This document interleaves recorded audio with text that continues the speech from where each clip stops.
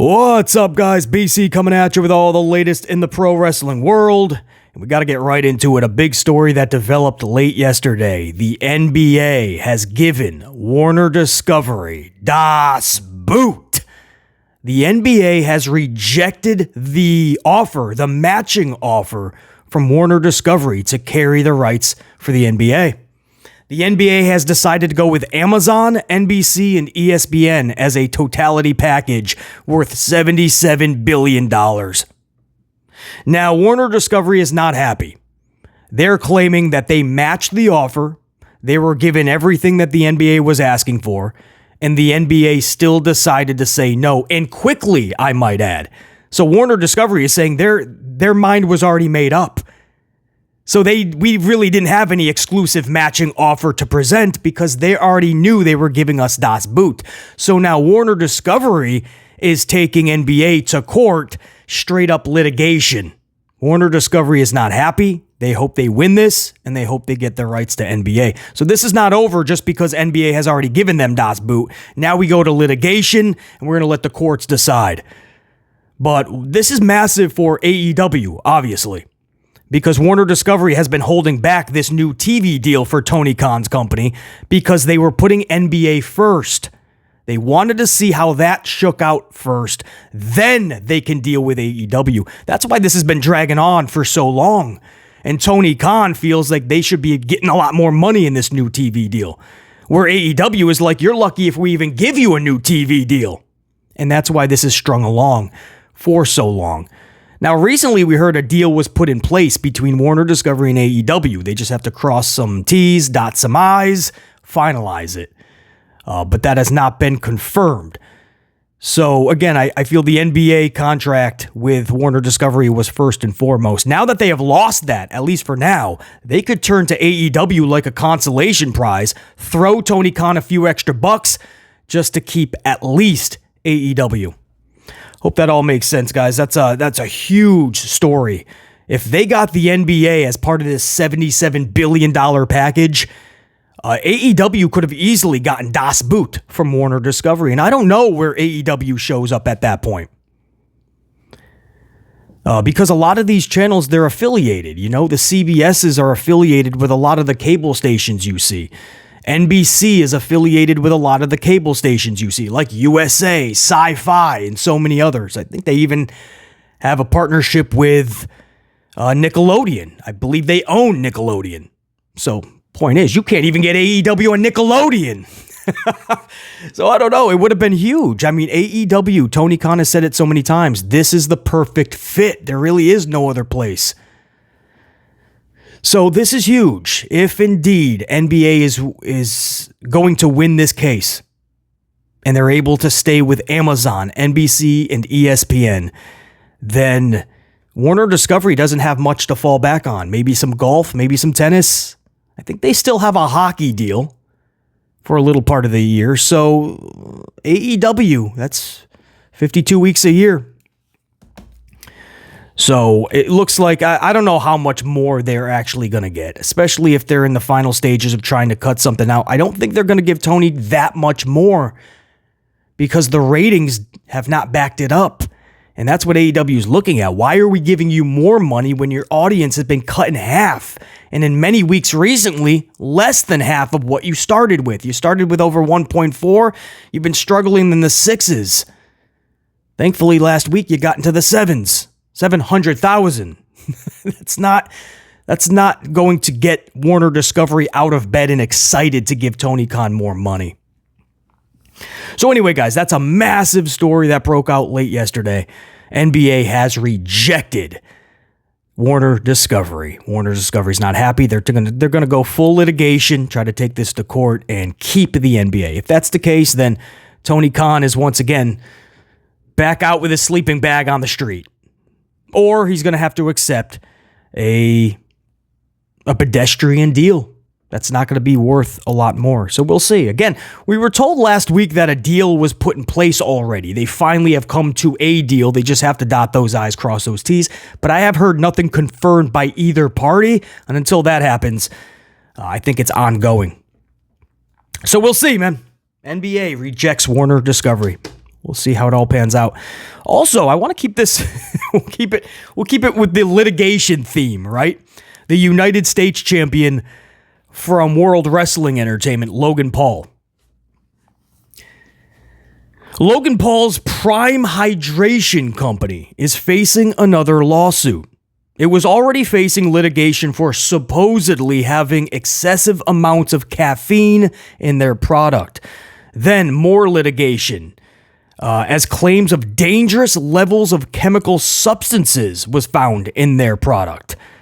And now more litigation from the Olympics. That's right, the Olympics is pissed off at Paul for using the following terms, and I quote, Team USA on their product, the term Olympic on their product, and the term going for gold on their product. Now, these are all terms we believe are associated with one of their sponsors. Interestingly enough, funny enough, from the NBA, Kevin Durant, a big sponsor for Prime Hydration, I guess. And they were trying to put these terms with Durant, who I guess has won a gold medal in the past, former Olympian. So they want you to think this drink is the drink of Olympians. So we believe these terms are associated with Kevin Durant. The litigation is on the grounds, from the Olympics part of it anyway, the litigation is on the grounds of trademark infringement. You cannot use the word Olympic. You cannot use the phrase going for gold or Team USA, according to the Olympics. The Olympic Committee legal team asked Paul to end their campaign before litigation, but Paul refused to do such. So Logan Paul had a chance to pull the product, but instead, after this request, Paul's Prime Hydration product continued to be pumped from the warehouses and distribution centers. Only then is when the Olympics decided to go with full litigation. So we'll see how this pans out. This seems just like a defiant Logan Paul who was told, listen, we have trademarks on these. You're going to have to stop producing this product. No more of these bottles can be pumped out of your distribution center. And Logan Paul's like, yeah, okay. And they continued to go out. Or maybe he just tried to send a fast one, right? The product that's already printed, let's get that out, then we'll stop it. But that's not how this works. When they tell you to put the kibosh on it, that's where it stops. That's what trademarks do in the US. And it brings up interesting topics, right? So let me just touch base on a few of this. First of all, one of the litigations for excessive amounts of caffeine. BC didn't know that was a thing. There's such thing as too much caffeine. Now, coming from the coffee bar, that's wild for me to even conceive. But obviously, when you look into it, from what the claims state anyway, there was excessive amounts of caffeine and the label did not present such.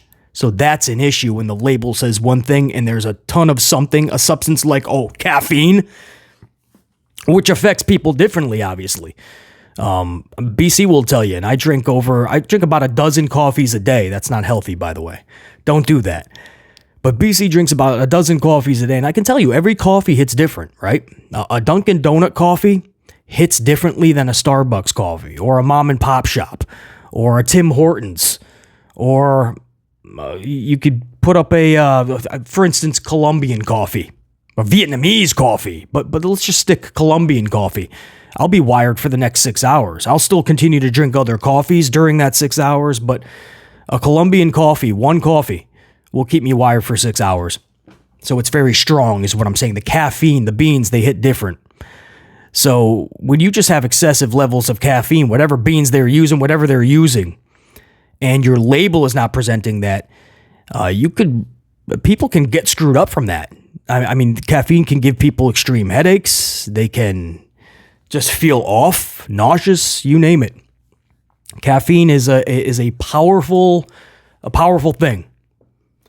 So I understand that. And then on top of that, the litigation claims that it was marketed toward a younger crowd, and this is a caffeinated product. So if that's not marketed toward the adults, more toward a younger crowd, and it's excessive, I could see why, that's a major problem. And then, of course, the next litigation was set on the grounds of dangerous levels of chemical substances in the bottles. Well, that's not good. I think they call them like forever chemicals too, right? Like these are things that like will stay forever because they just don't, it's that dangerous, the chemicals. And I guess all these bottles have them. Water bottles, your Dasanis or your Poland Springs. That's nice to know. Let me go out and buy some more.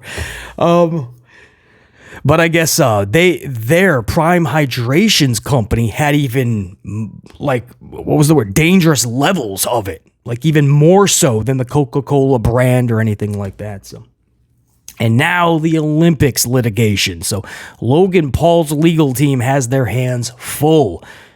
And for the Olympics, it's sad that you can't use the word Olympic on your product, especially if you have somebody who's an Olympian sponsoring your product without the permission of the Olympics anyway. I mean, you'll see it at times, but usually the Olympics will give that permission. Or just the wording of going for gold. You can't put going for gold on your product for consumption of sale. Or Team USA, right? So if you want to promote a little league soccer team, right? And you're the USA, maybe you're taking on Canada, so you're going to call yourself Team USA and put it on a marketing campaign. The Olympic Committee can actually sue you. It's wild, man. So, I don't agree with that necessarily, but that's what the law is. If you want to trademark those phrases, it's yours. So, Logan Paul refused. He was told that they gave him a chance to take it down. That's usually what will happen. They'll give you a chance to take it down. No harm, no foul. We're not going to send this into litigation. But if you're going to be a dumbass, if you're going to be defiant to another level, to an excessive level like the bad chemicals, well, then the Olympics have to take you to litigation. And the reason why, in case you guys are wondering, they have to do that because they have sponsors with, like, Coca-Cola, for instance. We just, used that. We used Coca-Cola just a minute ago in description. But Coca-Cola has a massive deal with the Olympics. Massive. And they are the soft energy drink. Is that what you call it? Well, not energy, right? Coca-Cola does have energy drinks. But they're the soft drink of the Olympics, the Coca-Cola company. So Coca-Cola cannot have all this Olympic propaganda on on other drinks. You can't just have, if Gatorade doesn't have a relationship with the Olympics, a deal put in place, then even Gatorade can't have that. But no other drink can have those Olympic symbols or those words or those phrases because Coca-Cola paid a ton of money for it. So then they're breaking the contract with Coca-Cola, and they didn't even do anything. It's Logan Paul that did it. And now Coca-Cola's pissed. They're going to take back their deal, and the Olympics just lost out on $1 billion+. Probably a lot more. So most likely a lot more. So they're like, absolutely not. We'll pay for the money for the lawyers. You're taking that down. We're keeping our deal with Coca-Cola. And I'm just using Coca-Cola as one example because that's the drink of the Olympics. But you can go down the line with all their other affiliates. Logan and his company didn't have to pay you anything, and they're talking all Olympics on their product. Why did we have to pay you $5 billion?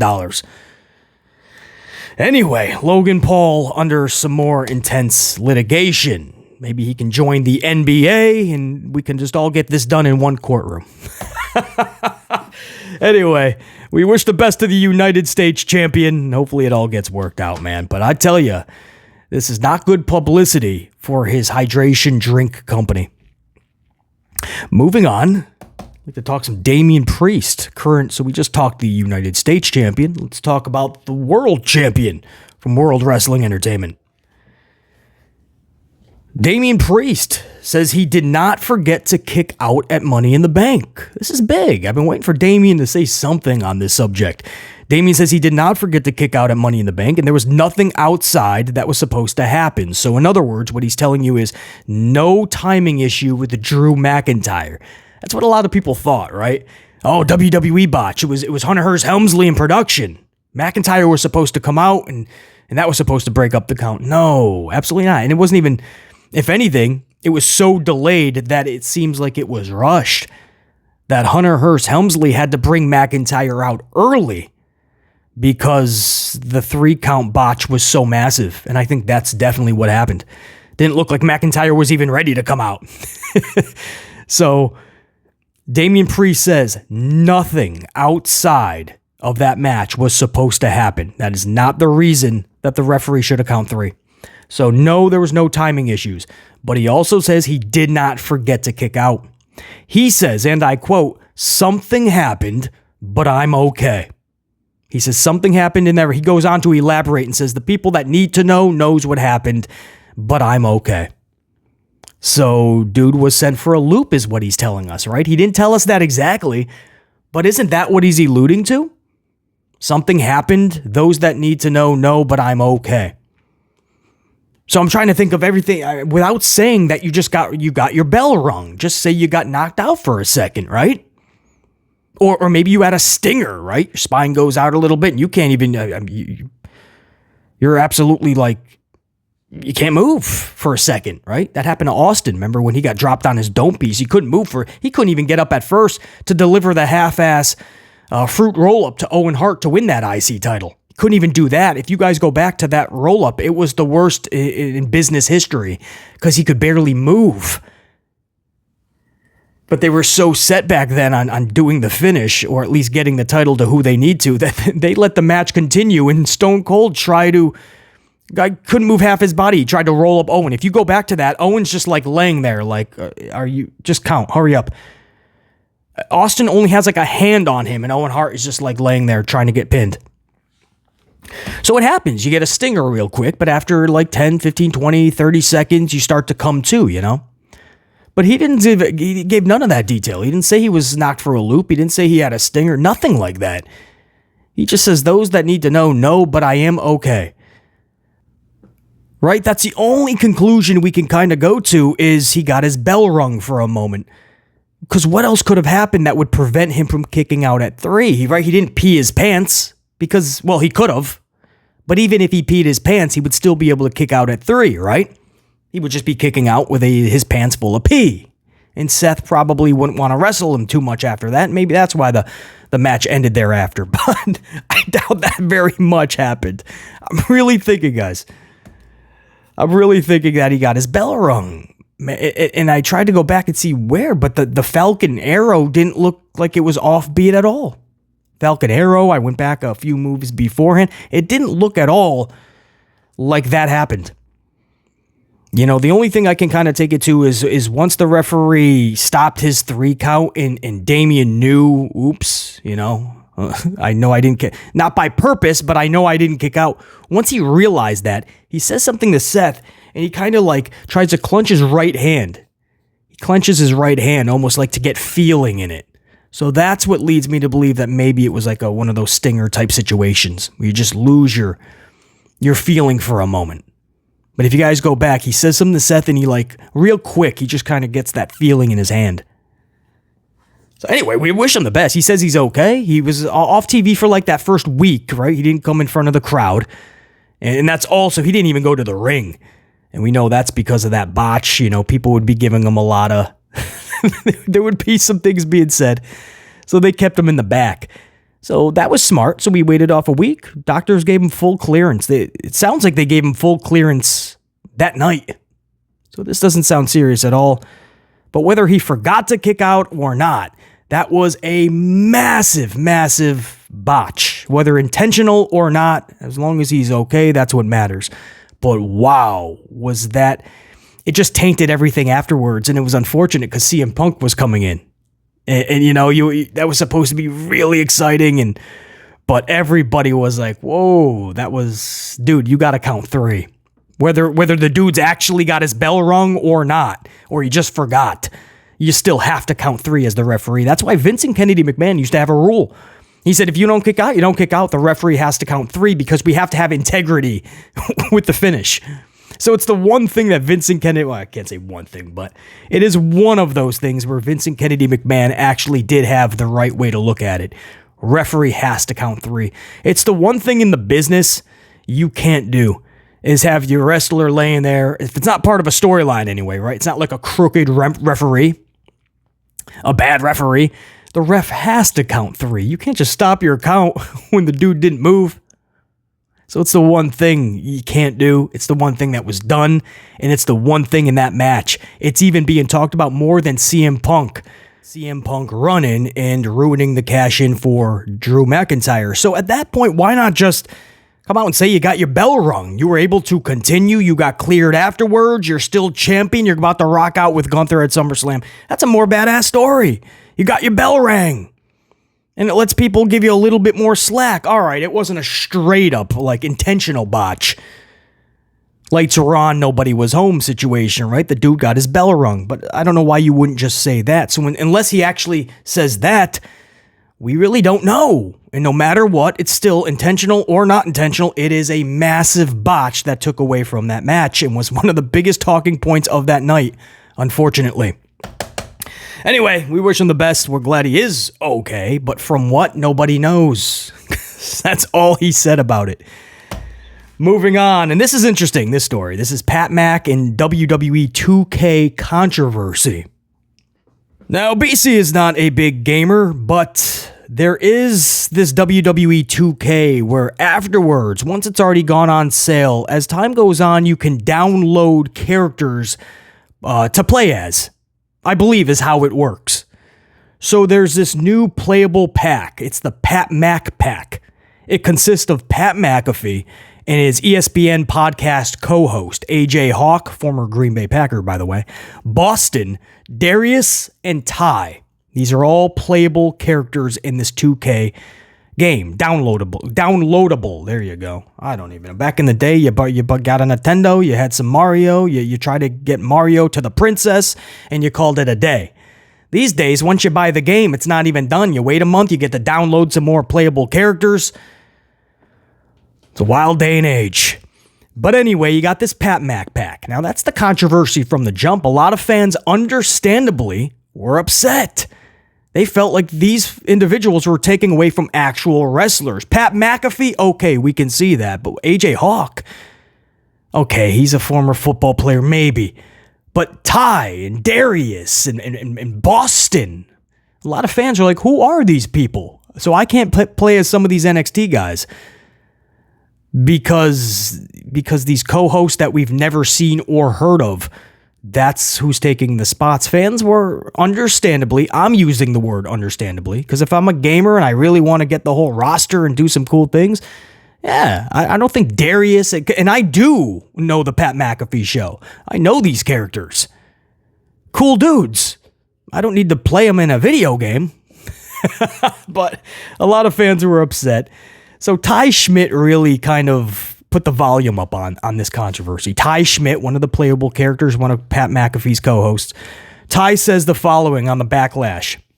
They just want to play as some of these other losers that nobody has ever heard of. NXT nobodies. End quote. Now, of course, this caught the attention of some NXT talent for sure. Carmen Petrovic. Carmen stepped up for NXT and the fans. Carmen says the following. God forbid fans want to play as wrestlers in a wrestling game and put some respect on the NXT name. End quote. So I don't know much about this Carmen, but she stepped up for NXT and the fans, man. I thought that was pretty badass.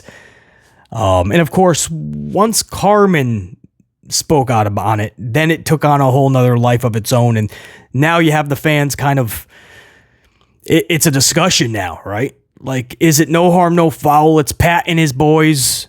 Or no, these are downloadable characters. People wait for these opportunities, and that's what they're giving the Pat Mac pack? Darius, Ty, and Boston? I'll leave AJ Hawk alone, former Packer. I don't know, guys. Again, BC's not a gamer, but I don't know. I could see Pat McAfee and AJ Hawk, and then you add some like NXT guys with them, almost like a little fantasy booking, and that's the Pat Mac pack. I think that's pretty fun, and you're able to add some more people that are not in the game, that are actual wrestlers in the company. And you get to highlight them with Pat McAfee, and he's got one of his boys, AJ Hawk, from the podcast. I don't know about adding everybody. But they give Pat McAfee the world. I'm telling you, man. That's another piece of news, too. I wasn't going to cover that in this upload, but why not? Since we're talking Pat McAfee is returning to College Game Day this season. So next month, they go into production.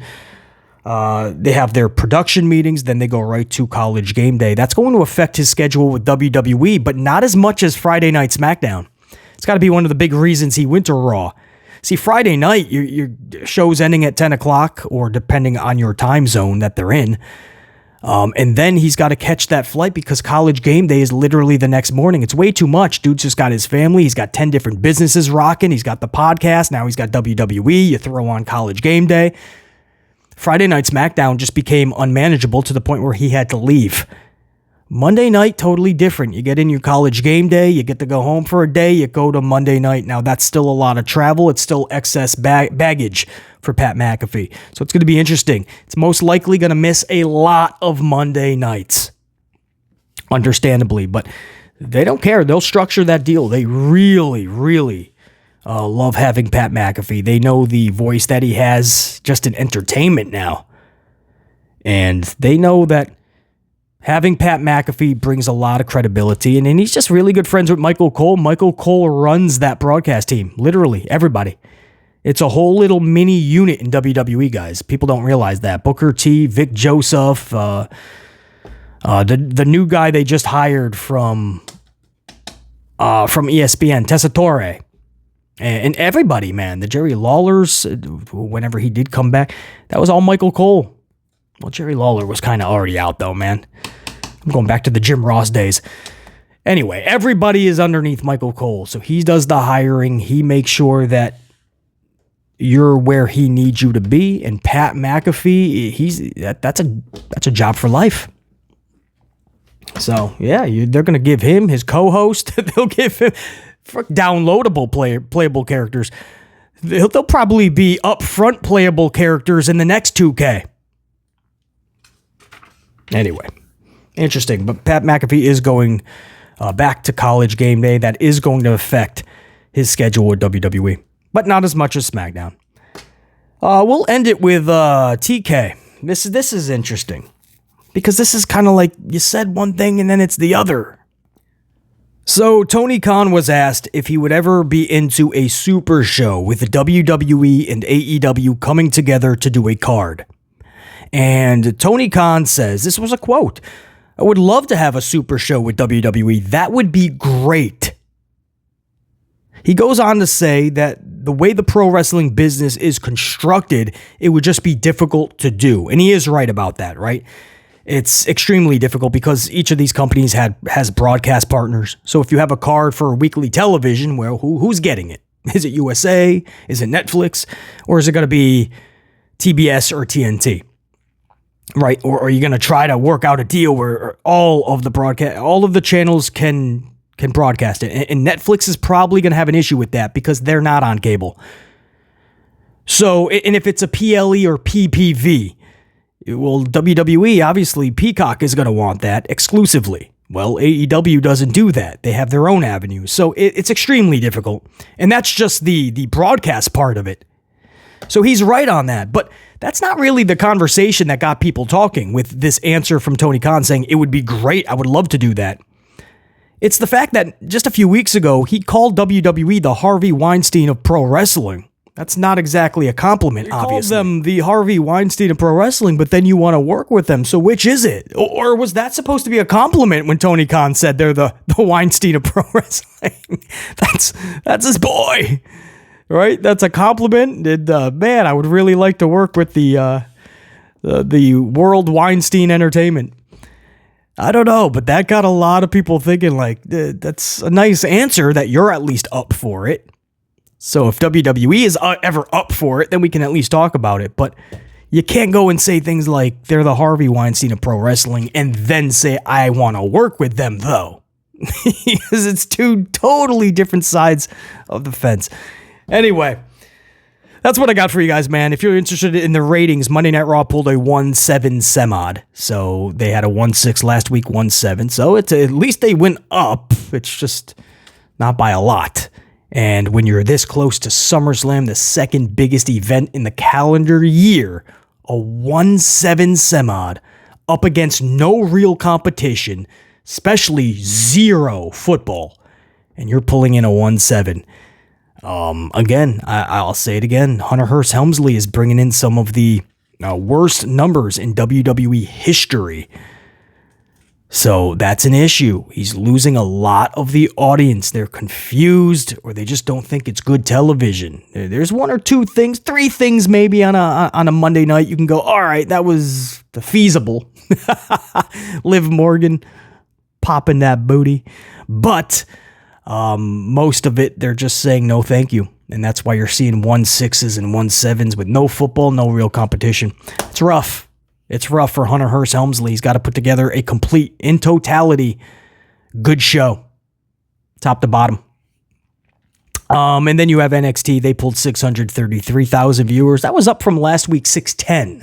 So they did go up 23,000. Not that much, but just like I said for Raw, up is up, and that's the trajectory you want to go. So get that closer to 650. Check that off, go to 675, check that off, and back to 7. And then the goal there is to consistently stay above 750.